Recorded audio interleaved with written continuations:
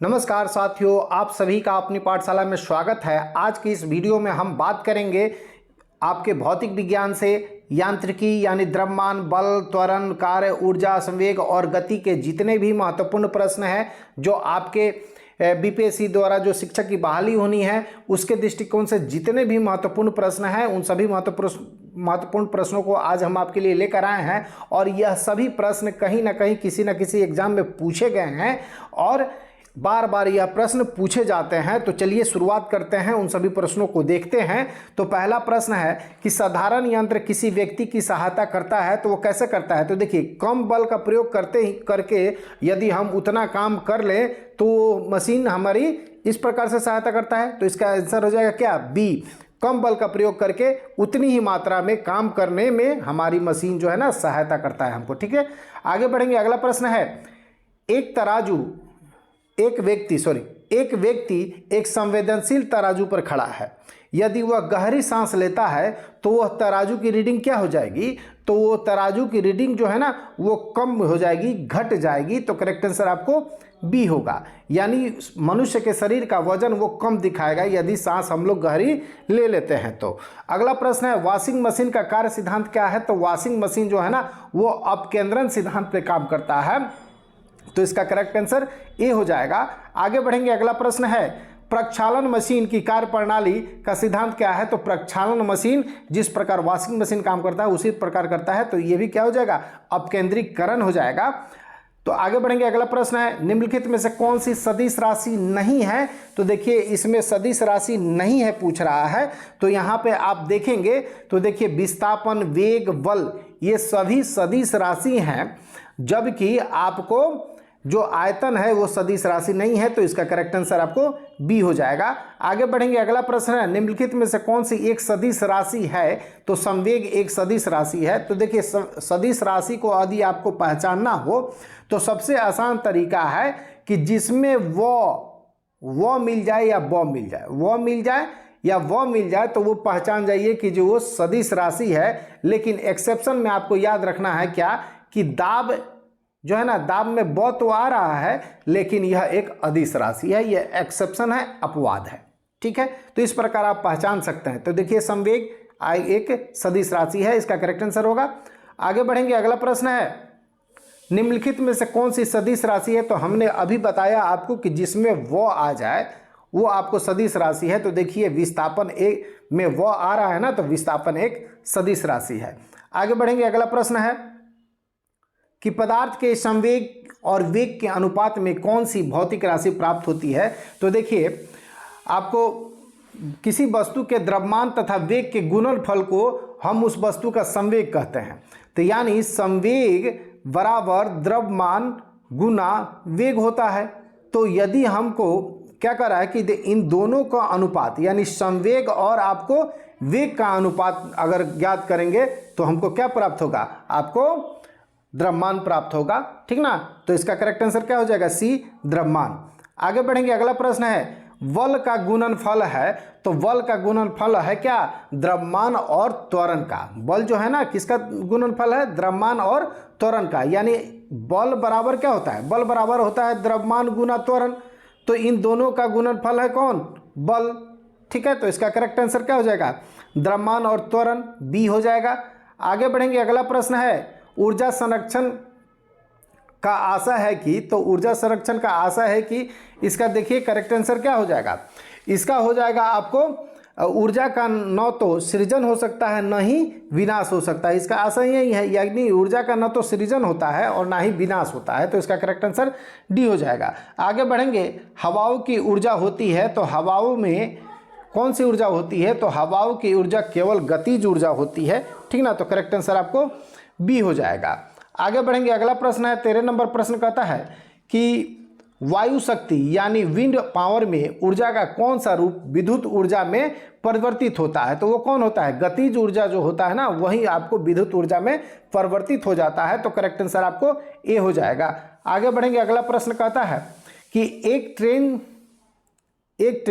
जैसे ही चलना आरंभ होती है, ठीक है, उसमें बैठे यात्री का सिर पीछे की ओर झुक जाता है, इसका कारण क्या है। तो इसका कारण है आपको स्थिरता का जड़त्व। अगर इसको समझे तो यात्री ट्रेन के एकाएक चलने से पीछे की ओर गिर जाता है।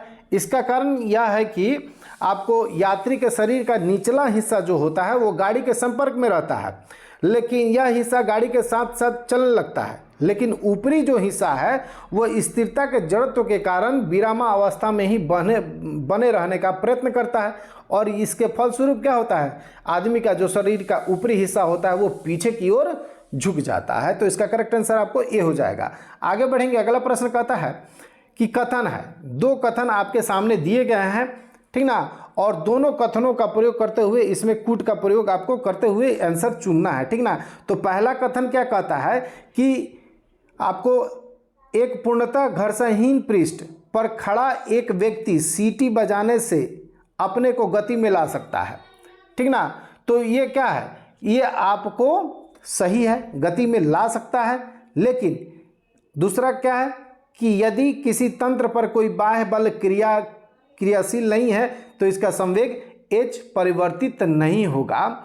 यानी ये दोनों कथन जो है ना वो सही हैं, दोनों कथन सही है, लेकिन कथन ए की व्याख्या कथन बी का सही स्पष्टीकरण नहीं है, ठीक ना। तो इसका करेक्ट आंसर क्या हो जाएगा, बी, यानी ए और बी दोनों सही हैं, लेकिन आर की व्याख्या ए नहीं कर रहा है, तो करेक्ट आंसर आपको बी हो जाएगा।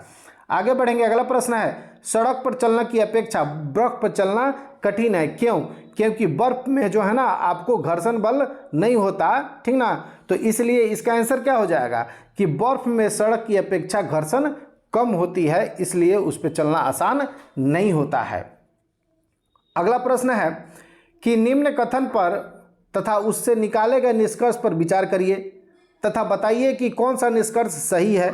अब कथन क्या है कि कथन है कि भरी हुई, ये मरी हुई नहीं है, भरी हुई गाड़ी को चलाने में उसे चलायमान रखने के लिए आवश्यक ताकत से अपेक्षाकृत अधिक ताकत से धक्का देना पड़ता है। यानी अगर कोई चलायमान लेकिन गति से चल रहा है बस, तो उसके बनिस्पत अधिक ताकत लगता है आपको रुके हुए बस को धक्का देने में। तो इसका क्या निष्कर्ष निकलता है, तो देखिए इसका निष्कर्ष निकलेगा आपको कि एक बार गाड़ी चल पड़ने के बाद घर्षण कम हो जाता है। तो इसका करेक्ट आंसर आपको सी हो जाएगा। आगे बढ़ेंगे, अगला प्रश्न कहता है कि एक ट्रक, एक कार, एक मोटरसाइकिल की गतिज ऊर्जा समान है, यानी तीनों की गतिज ऊर्जा क्या है, समान है। यदि समान अवरोधक बल लगाया जाए, तीनों पर यदि एक समान अवरोधक बल लगा दिया जाए तो ये क्रमशः XYZ दूरी पर रुके।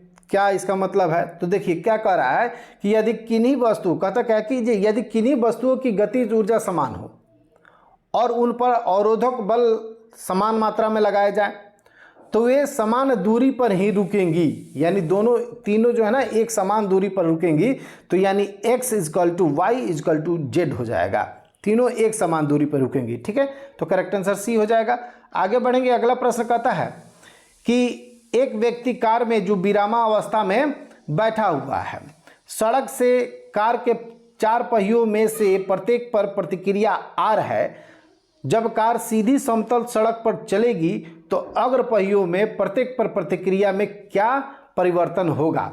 तो इसमें परिवर्तन क्या होगा कि यह R से कम होगा, यह R से कम होगा। तो करेक्ट आंसर इसका आपको बी हो जाएगा, ठीक है। आगे बढ़ेंगे, अगला प्रश्न कहता है कि तेल से अंशतः भरा हुआ तेल का टैंकर, एक टैंकर समतल सड़क पर आगे की और एक समान त्वरण से जा रहा है, यानी सड़क पर, समतल सड़क है उस पर एक समान त्वरण से वो जा रहा है। तो तेल का जो मुक्त पृष्ठ है वो आपको कैसा होगा, ठीक ना। तो वो होगा परवलयिकार वक्र का, ठीक ना, परवलयी वक्र आकार का वो रूप ले लेता है। तो इसका करेक्ट आंसर आपको बी होगा, आगे डी होगा, सॉरी। आगे बढ़ेंगे, अगला प्रश्न है कि निम्न कथनों पर विचार करिए। ये आपके सामने 4 कथन दिए हुए हैं, चारों कथन पे आपको विचार करना है और कूट का प्रयोग करते हुए बताना है कि इनमें कौन कौन कथन जो है ना वो सही है, ठीक ना। तो देखिएगा आपको क्या कर रहा है, बाहरी एक तीक्ष्ण वृत्ताकार पथ पर तीव्र गति से जाता हुआ 4 पहियों का वाहन, यानी एक वृत्ताकार पथ है जिस पे 4 पहियों वाला वाहन जा रहा है, उसके परिप्रेक्ष्य में ये बात आपको सोचना है, ठीक ना। तो क्या कह रहा है, बाहरी पहिया पलटेगा, ये आपको गलत है। दूसरा क्या है, दूसरा है आपको अंदर के पहियों पर उल्टेगा, ठीक ना, ये आपको क्या है, ये सही है, अंदर के पहियों पर उल्टेगा, ठीक ना, ये अंदर के पहियों पर उल्टेगा। बाहर की तरफ फिसलेगा, ये भी सही है, बाहर की तरफ फिसलेगा, अंदर की तरफ नहीं फिसलेगा, यानी कूट आपको 2 और 3 जिसमें होगा वो सही होगा। तो चलिए देखते हैं, देखिए 2 और 3 यहाँ है सी में, तो इसका करेक्ट आंसर आपको सी हो जाएगा। अगर ठीक है, आगे बढ़ेंगे। अगर यदि इसकी व्याख्या को समझें तो यदि कोई गाड़ी वांछित चाल से एक सापेक्ष तेज चल रही है तो वह मोड़ पर बाहर की ओर फिसलने लगती है, मोड़ पर बाहर की तरफ फिसलती है, परंतु घर्षण बल भीतर की ओर लगकर अतिरिक्त अपकेंद्रीय बल प्रदान उसको करता है, ठीक ना। तो इसका करेक्ट आंसर आपको सी हो जाएगा। आगे बढ़ेंगे, अगला प्रश्न है कि त्वरण ज्ञात करने का सूत्र क्या है। तो देखिए त्वरण ज्ञात करने का सूत्र क्या है, A = V - U बट्टा T, जहाँ पे A क्या है, A है आपको त्वरण, T है समय, U है कण का प्रारंभिक वेग और V है कण का अंतिम वेग। आगे बढ़ेंगे, ये सीधे आपके प्रश्न एग्जाम में पूछ देता है, इसका सूत्र भी पूछ देता है, ठीक ना। आगे बढ़ेंगे, अगला प्रश्न है निम्नलिखित में से किसने न्यूटन से पूर्व ही बता दिया था कि सभी वस्तुएं पृथ्वी की ओर गुरुत्वाकर्षित होती हैं। ये किसने पहले ही बता दिया था। तो देखिए किसने बताया था, ये बताया था ब्रह्मपुत्र ने, ठीक ना, ये बताया था ब्रह्मपुत्र ने। तो इसका करेक्ट आंसर आपको डी हो जाएगा। और ब्रह्मपुत्र की बात करें तो ये गुप्तोत्तर काल के गणितज्ञ और खगोल शास्त्री थे और इन्होंने ब्रह्म सिद्धांत की रचना की थी और सर्वप्रथम इन्होंने ही बताया था कि पृथ्वी पर सभी वस्तुएं अपनी ओर आकर्षित करती हैं, यानी पृथ्वी सभी वस्तुओं को अपनी ओर आकर्षित करती है, इन्होंने ही कहा था। तो न्यूटन के पूर्व ही इन्होंने गुरुत्वाकर्षण बल के बारे में बता दिया था। तो इस ब्रह्मपुत्र को आप याद रखेंगे, तो इसका आंसर आपको हो जाएगा डी। आगे बढ़ेंगे, अगला प्रश्न कहता है गुरुत्वाकर्षण का सिद्धांत किसने दिया था। तो गुरुत्वाकर्षण का सिद्धांत आपको आइजैक न्यूटन ने दिया था। तो करेक्ट आंसर सी हो जाएगा। आगे बढ़ेंगे, अगला प्रश्न कहता है गुरुत्वाकर्षण के सार्वभौमिक नियम का प्रतिपादन किसने किया था। तो ये किया था आपको आइजैक न्यूटन ने। तो करेक्ट आंसर ए होगा। आगे बढ़ेंगे, अगला प्रश्न है अंतरिक्ष यात्री निर्वात में सीधे नहीं खड़े रह सकते हैं, ऐसा क्यों, ठीक ना। तो क्योंकि अंतरिक्ष में जो है ना गुरुत्व नहीं होता है, गुरुत्वाकर्षण बल नहीं होता है, जिसके कारण वो सीधे खड़े नहीं रह पाएंगे। तो करेक्ट आंसर ए हो जाएगा। आगे बढ़ेंगे, अंतरिक्ष यान में जो चक्कर लगा रहा है, अगर जो अंतरिक्ष यान चक्कर लगा रहा है और वहाँ पे एक सेव छोड़ दिया जाए तो वो क्या होगा, वो भी आपको अंतरिक्ष यान के साथ साथ उसी गति से गतिवान हो जाएगा। तो करेक्ट आंसर आपको सी हो जाएगा। आगे बढ़ेंगे, अगला प्रश्न कहता है कि पीसा की झुकी हुई मीनार नहीं गिरती है, क्यों। तो ये क्यों नहीं गिरती है, तो इसका कारण है कि आपको, चलिए देखते हैं, वह शीर्ष भाग में पतली हो गई है, नहीं, गलत है। वह बड़े तल पर क्षेत्रफल को आच्छादित करती है, ये भी गलत है। इसका गुरुत्वाकर्षण केंद्र निम्नतम स्थिति में रहता है, ये भी गलत है। आगे बढ़ेंगे, अगला देखिए डी नंबर सही होगा इसका, कि गुरुत्व केंद्र से जाने वाली जो ऊर्ध्वाधर रेखा है उसके तल के अंदर है, यानी जहाँ पे मीसा की वो झुकी हुई मीनार है उसके नीचे क्या है, ऊर्ध्वाधर लाइन है, और यही कारण है कि जो वो नहीं गिर पाती है, ठीक ना। आगे बढ़ेंगे, अगला प्रश्न कहता है कि यदि पृथ्वी और सूर्य की दूरी जो उसके स्थान पर दुगुनी है, पृथ्वी और सूर्य की दूरी जो है उसके स्थान पर दुगुनी होती, जो अभी है उसके स्थान पर दुगुनी होती, तो सूर्य द्वारा पृथ्वी पर गुरुत्वाकर्षण बल जो पड़ता वह कितना होता। तो वो होता आपको अब जितना है उसका चौथाई भाग होता। तो करेक्ट आंसर आपको सी हो जाएगा, ठीक है। आगे बढ़ेंगे, अगला प्रश्न कहता है कि जब कोई वस्तु ऊपर से गिराई जाती है तो उसका भार क्या होता है। तो जब कोई वस्तु ऊपर से गिराई जाती है तो उसका भार अपरिवर्तित रहता है, ठीक ना, भार अपरिवर्तित रहता है। तो करेक्ट आंसर इसका हो जाएगा बी। आगे बढ़ेंगे, अगला प्रश्न कहता है कि लकड़ी, लोहे और मोम के समान आकार के टुकड़ों को समान ऊंचाई से पृथ्वी पर गिराया जाए तो कौन सा टुकड़ा सर्वप्रथम पृथ्वी पर आएगा? तो देखिए सभी एक साथ ही पहुंचेंगे, सभी एक साथ ही पहुंचेंगे पृथ्वी पर, तो इसका करेक्ट आंसर डी हो जाएगा। आगे बढ़ेंगे, अगला प्रश्न कहता है कि हवा में लोहे और लकड़ी की समान भार की गेंद को ऊंचाई से गिराया जाए तब क्या होगा?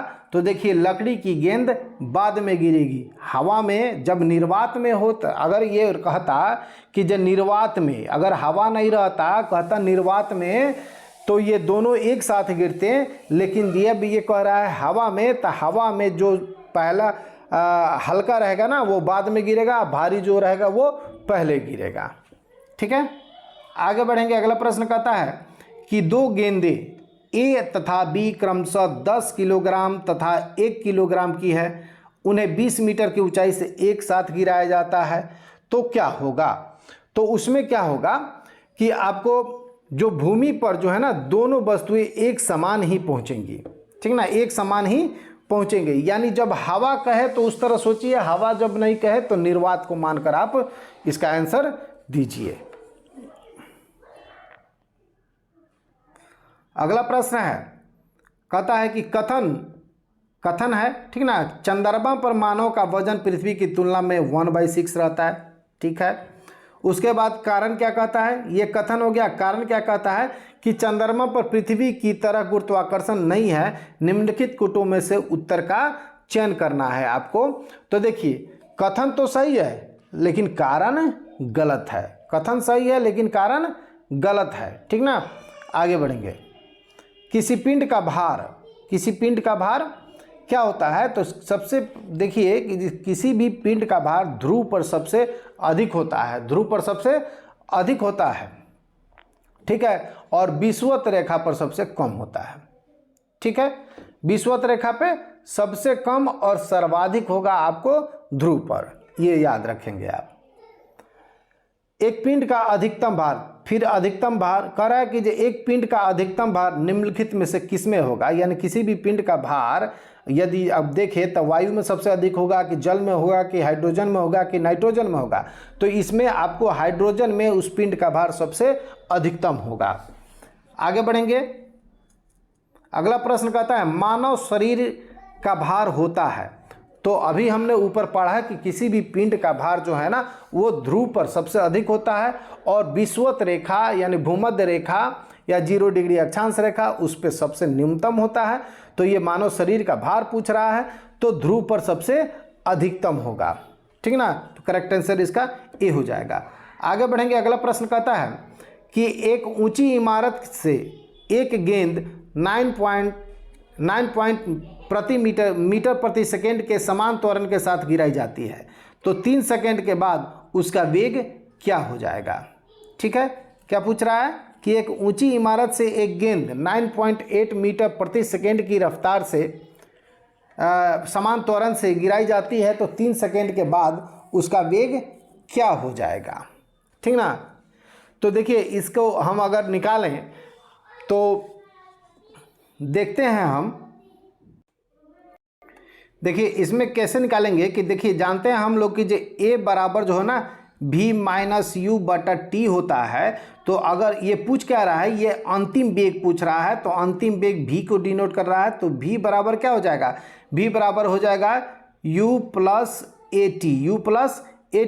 तो देखिए यहाँ पे आरंभिक वेग 0 है, आरंभिक वेग 0 है, ठीक ना। और यहाँ पे a × t यानी एक क्या दिया हुआ है? a दिया हुआ है 9.8 मीटर प्रति सेकेंड और गुना t कितना दिया हुआ है? t आपको 3 सेकेंड दिया हुआ है तो 3 से जब मल्टीप्लाई करेंगे तो आपको प्राप्त हो जाएगा 29.4 मीटर प्रति सेकेंड। तो इसका करेक्ट आंसर हो जाएगा सी।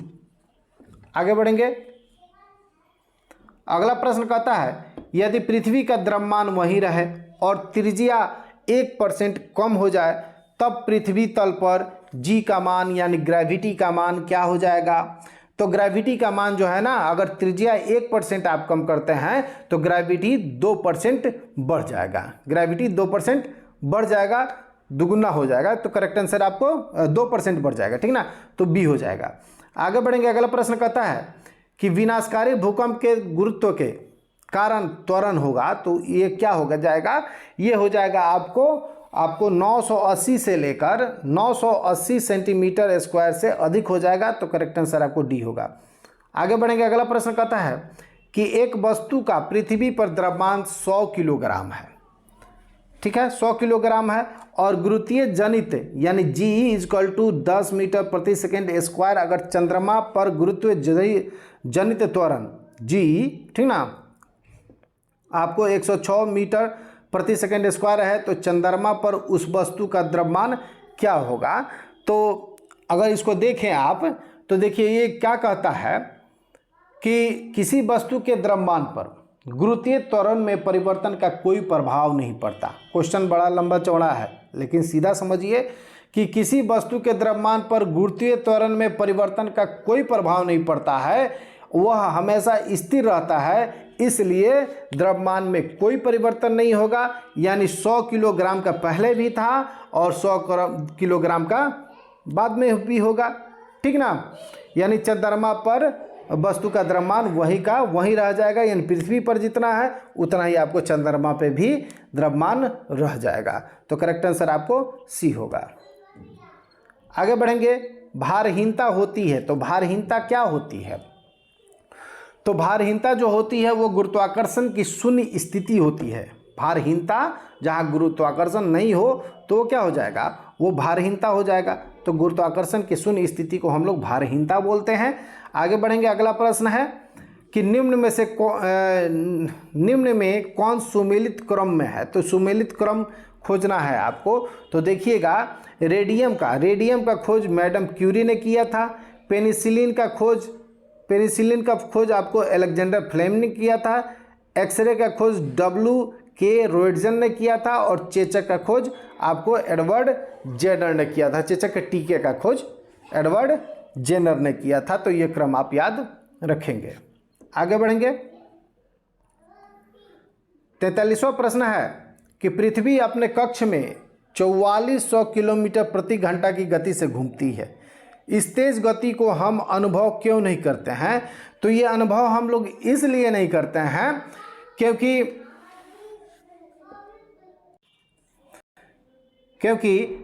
अपने कक्ष में पृथ्वी की गति की अपेक्षा हमारी गति जो है ना एकदम शून्य होती है, इसीलिए हम इसका अनुभव नहीं कर पाते। तो इसका करेक्ट आंसर आपको बी हो जाएगा।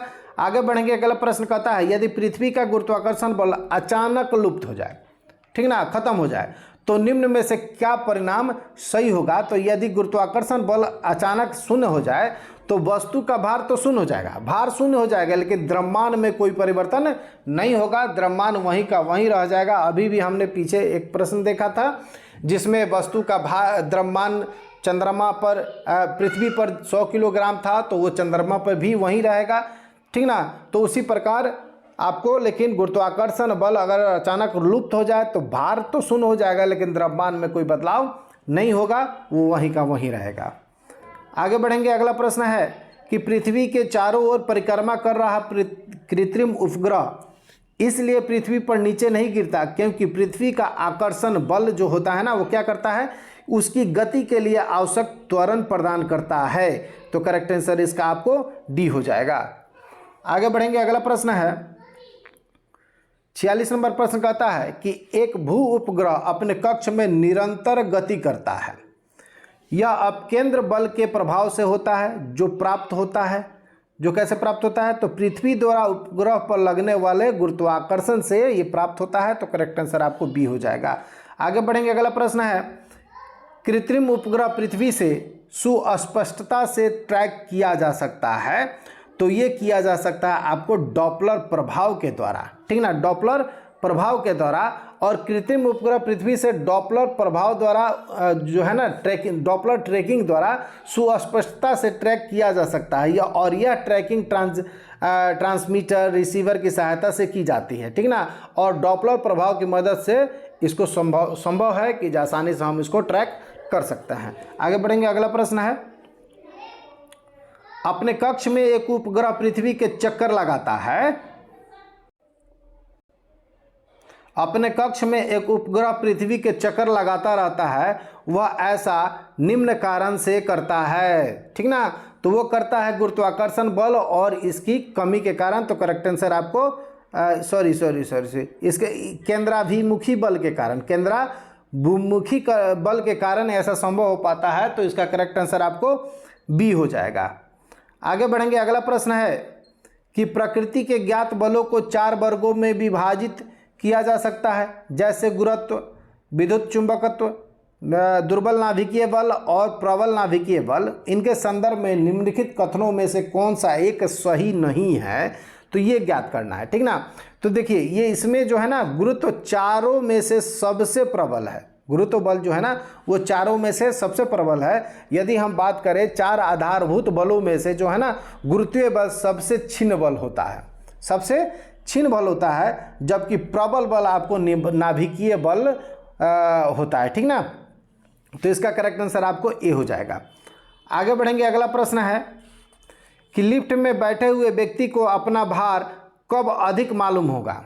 कब अधिक मालूम होगा? जब वो लिफ्ट त्वरित गति से ऊपर जा रही हो तब ये उसको एहसास होगा कि जो उसकी भार जो है ना अधिक है। जब नीचे आएगा तो उसको कम महसूस होगा, ठीक है। आगे बढ़ेंगे, अगला प्रश्न कहता है कि लोलक की काल अवधि, लोलक की काल अवधि जो है ना वो क्या होती है। तो लोलक की काल अवधि किस पे डिपेंड करती है, निर्भर करती है। तो लोलक की काल अवधि उसके लंबाई पे डिपेंड करती है, ठीक ना। यानी लंबाई घट जाएगा बढ़ जाएगा तो उसके काल अवधि पे प्रभावित करता है। आगे बढ़ेंगे, लोलक घड़ियाँ गर्मियों में क्यों सुस्त हो जाती है। तो लोलक घड़ियाँ जो है ना गर्मियों में उसकी लंबाई बढ़ जाती है और लंबाई बढ़ जाने के कारण उसका जो काल अवधि है वो कम हो जाता है। इसलिए हमको लगता है कि जो वो सुस्त हो गई, सुस्त हो जाती है। 53 नंबर प्रश्न कहता है कि एक लड़की झूले पर बैठी स्थिति में झूला झूल रही है और उस लड़की के खड़े हो जाने पर प्रदोल आवर्तकाल क्या हो जाएगा, ठीक है। तो वो हो जाएगा कम हो जाएगा। क्यों कम हो जाएगा? तो जब लड़की झूले पर बैठी स्थिति में झूला झूल रही है और उस लड़की के खड़े हो जाने पर लोलक की जो प्रभावी लंबाई है वो क्या हो जाएगी, कम हो जाएगी और फलस्वरूप जो प्रदोत्त आवर्तकाल है वो कम हो जाएगा। तो इसका करेक्ट आंसर ए होगा। आगे बढ़ेंगे, अगला प्रश्न कहता है कि निम्नलिखित कथनों पर विचार करिए, ठीक ना, और कथनों में से सही को क्या करना है, सुमेल करना है, सही कथन को चुनना है, ठीक है। तो इसमें हम चलिए देखते हैं कथन क्या है। कि पहला कथन कहता है कि सामान्य गोला माध्य स्थान से गुजरता है, त्वरण शून्य होता है, सही है। उसके बाद है हर आवर्तन में गोलक 2 बार किसी एक निर्दिष्ट वेग को प्राप्त करता है, ये भी सही है। दोलक के दौरान जब गोला चरम स्थिति पर पहुंचता है तो उसके गति और त्वरण दोनों शून्य हो जाते हैं, ये गलत है, ठीक ना। उसके बाद आगे देखेंगे, सामान्य दोलक का दोलन आयाम समय के साथ साथ कम हो जाता है, ये सही है। यानी 1 सही है, 2 सही है और 4 सही है। अब कूट में इसको चलिए देखते हैं। यानी 1 2 4 सही था, 1 2 4 1 2 4 1 2 4, देखिए यहाँ ये सही है, आपको सी वाला सही है। आगे बढ़ेंगे, 55 नंबर प्रश्न कहता है कि पेंडुलम घड़ी तीव्र गति से चल सकती है। पेंडुलम घड़ी तीव्र गति से चल सकती है। अब कब चलेगी तीव्र गति से? तो अभी हमने देखा था कि जब गर्मी होती है तो उसकी लोलक की लंबाई बढ़ जाती है जिसके कारण वो सुस्त हो जाती है। तो तेज कब होगा? जब ठंडा का दिन आएगा, वो सिकुड़ जाएगा तो तेज हो जाएगा। तो इसका करेक्ट आंसर आपको बी हो जाएगा, शीतकाल में। यानी ग्रीष्म ऋतु में आपको सुस्त पड़ जाती है और शीतकाल में तीव्र हो जाती है। आगे बढ़ेंगे, पृथ्वी का पलायन वेग क्या है? तो पृथ्वी का पलायन वेग आपको 11.2 किलोमीटर प्रति सेकेंड होता है। तो करेक्ट आंसर इसका डी हो जाएगा, ठीक ना, पलायन वेग। अगला प्रश्न है कि अगर किसी वस्तु को 8 किलोमीटर प्रति सेकेंड के वेग से अंतरिक्ष में फेंका जाए तो क्या होगा? तो क्या होगा कि वह वापस आ जाएगी, वह वापस आ जाएगी। क्यों वापस आएगी? क्योंकि पृथ्वी का जो पलायन वेग है आपको 11.2 किलोमीटर प्रति सेकेंड है। यदि इस रफ्तार से हम भेजते हैं इसको तब वो अंतरिक्ष के बाहर चली जाएगी, या नहीं तो फिर वापस आ जाएगी।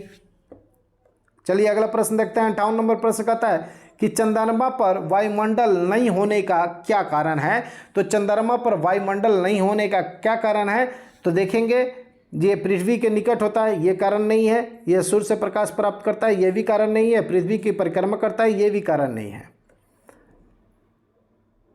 कारण क्या है कि जो इस पर गैस अणुओं का पलायन वेग उसके वर्ग माध्यमूल से वेग से कम होता है, तो इसका करेक्ट आंसर आपको डी हो जाएगा। आगे बढ़ेंगे। अगला प्रश्न है कि कोई पिंड तब तक विरामा अवस्था में ही बना रहेगा जब तक उस पर बाह्य बल कार्य नहीं करता है। यह कथन किसका है, तो यह कथन है आपको सर आइजैक न्यूटन का। तो करेक्ट आंसर आपको डी होगा, ए होगा। आगे बढ़ेंगे। यह वीडियो यहीं पे समाप्त होता है। आगे फिर हम लोग इसके भौतिक विज्ञान के अगले टॉपिक स्थूल पदार्थों के गुण के साथ मिलेंगे। तब तक के लिए जय हिंद, जय भारत, जय बिहार।